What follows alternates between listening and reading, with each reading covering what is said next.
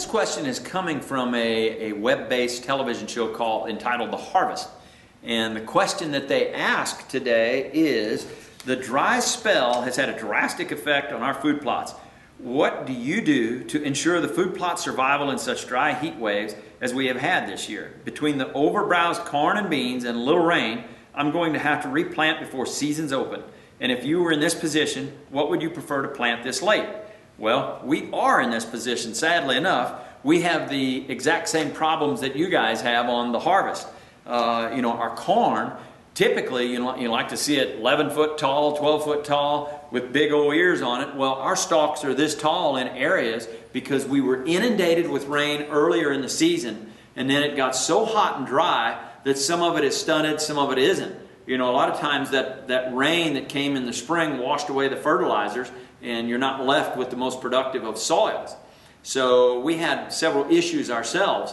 Now, at the end, as the season has progressed and it got hot, the deer have been eating the stalk and all, and we used to have really a lot of problems with it back in years past over in Illinois, but we see this worse on hot years than we do on moist years where they can pick up some moisture anywhere. Right now, they're trying to find moisture in every stalk, every bulb, every stem, every stick. They're picking up that moisture wherever they can.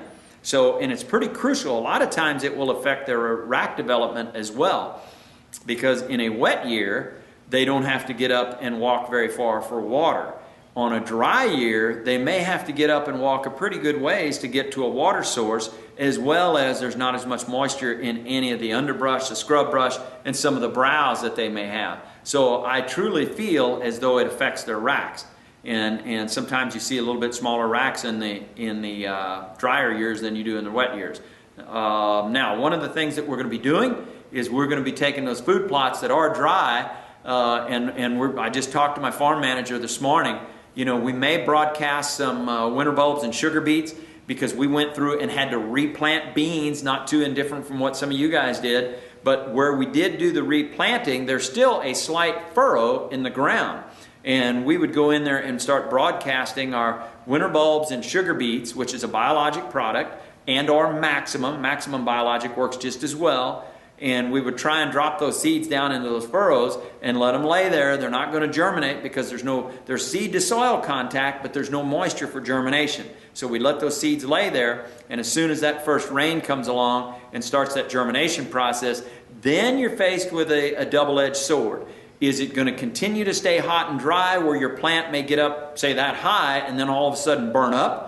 Or do you think you'll have the rain to keep it going? So it is a double-edged sword. It's a risk you have to take. It costs you extra money, extra pennies, but you can go in there later with fertilizer and reseed if you have to. But we're going to be thinking about planting here real shortly, and we're just going to be broadcasting some of the areas that we had already replanted in beans.